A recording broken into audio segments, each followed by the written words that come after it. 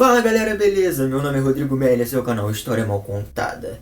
E vamos dar continuidade ao tema sobre a Primeira Guerra Mundial. E se você aí caiu de paraquedas nesse vídeo, vai ter um card provavelmente aqui para você ir pro primeiro vídeo, a parte 1 do vídeo. Mas sem muita enrolação, bora pro vídeo.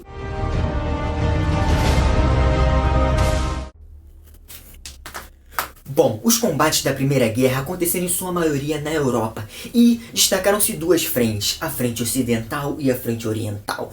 Na frente ocidental tínhamos a Alemanha, que lutou contra os franceses e britânicos, e na frente oriental tivemos a Alemanha também, lutando contra os sérvios e russos. Bom, a Alemanha era como aquele garoto brigão da sua sala que arrumava briga com todo mundo e não fugia de nenhuma. E no Oriente Médio tivemos algumas disputas, mas essas disputas aconteceram ali no território turco-otomano. Não foi tão importante assim, mas vale ressaltar. Basicamente, tivemos duas fases da guerra. A primeira fase ficou conhecida como Guerra de Movimento e aconteceu entre agosto e novembro de 1914.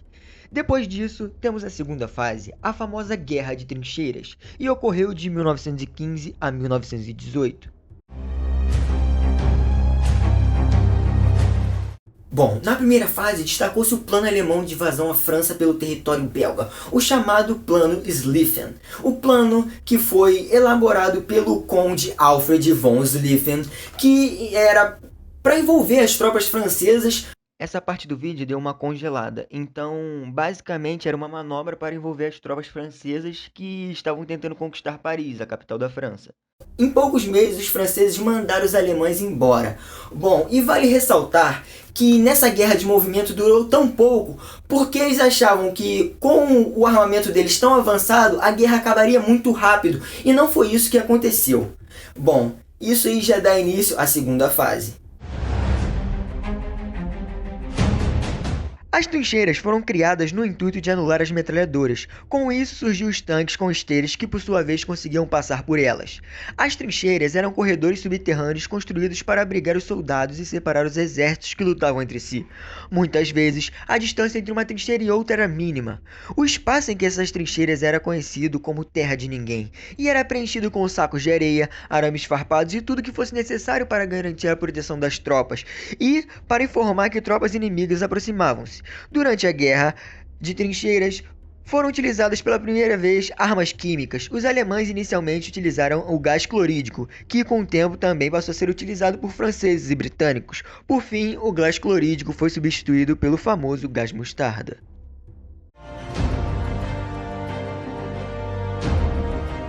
Bom, e não podemos esquecer da frente de batalha. A frente de batalha ocidental ficou marcada com as batalhas de Somme e Verdun, em que as lutas de trincheiras acarretaram em grandes baixas para ambos os lados, milhares de mortos. E, na frente oriental, tivemos os alemães que conseguiram impuser pesadamente derrotas para cima dos russos, conquistando territórios. E teve a batalha bastante conhecida, que foi a Batalha de Tannenberg.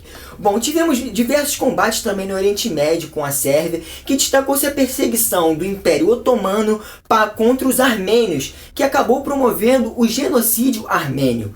Bom, na Primeira Guerra também registrou-se batalhas aéreas, sim, tínhamos aviões, batalhas aéreas, mas não era em sua maioria. E também tinha uma disputa acirrada entre os alemães e os britânicos pelo mar, sim, batalhas navais.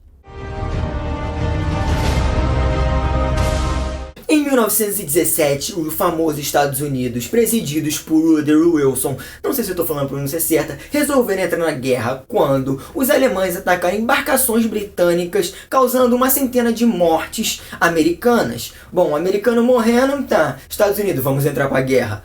Bom, tivemos também no mesmo ano de 1917 a Revolução Russa. Bom, mas a Rússia também já não estava lá essas coisas na guerra. Com a economia dela devastada pela guerra e uma revolução acontecendo de fundo, baixas, perdas como na Batalha de Tannenberg, tudo isso acarretou para a saída da Rússia da guerra. Fora a revolução foi o estopim total. Foi quando os bolcheviques chegaram no poder. Mas aí a gente deixa isso para um próximo vídeo.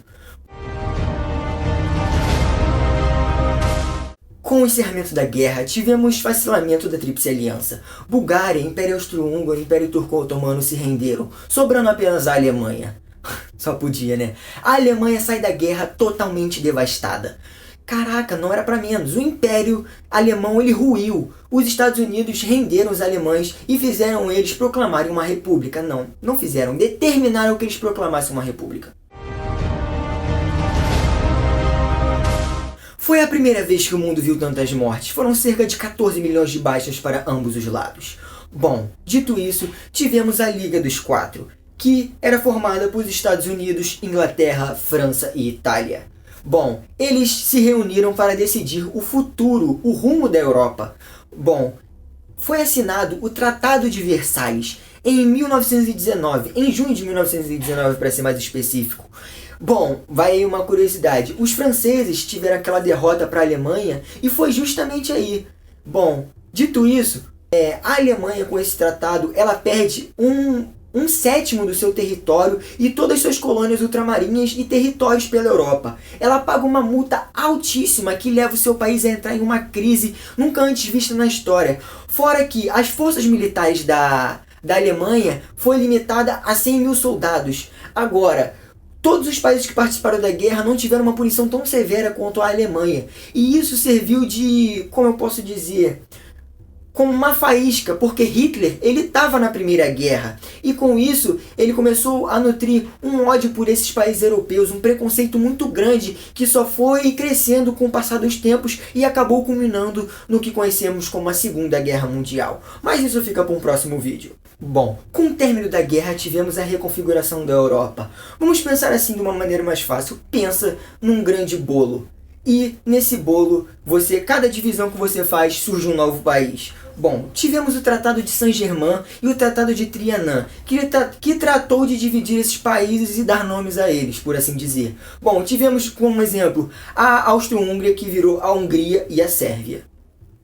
Depois da guerra, os Estados Unidos, eles viraram uma hegemonia mundial, uma superpotência. Ele era credor da Europa e os países ficaram em dívida com o mesmo. Bom, ele cobrava juros altíssimos, baixas taxas de câmbios e mercadorias. E isso era um negócio, por assim dizer, muito lucrativo para os empresários estadunidenses. E com isso tornou-se o grande vencedor da Primeira Guerra Mundial, sim, o grande campeão. Bom, ele foi praticamente aquele jogador que entrou aos 40 do segundo tempo e fez o gol. Bom, ele ficou conhecido como o verdadeiro campeão, o verdadeiro vencedor da Primeira Guerra Mundial. Bom, esse foi o vídeo de hoje, espero que tenham gostado. Se gostou, deixe seu like, se inscreve no canal. Infelizmente eu perdi esse final de vídeo, então se você tem um tema a sugerir, deixe aí nos comentários, compartilha com os amigos e obrigado a todos pelo apoio. Valeu!